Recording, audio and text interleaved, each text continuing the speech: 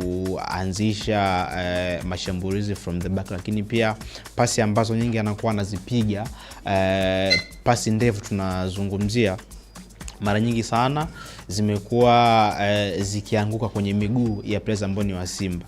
Lakini pale ambapo wanamkosa, kwa mfano jana Yakubu, mipira mingi ambayo alikuwa anaipiga mbele, kwa sababu hana hiyo technique, walikuwa wanaishinda sana wapinzani. Kwa hiyo unajua goalkeeper pia tunasema ni another playmaker, kwa sababu anaweza ka create goals, ndio.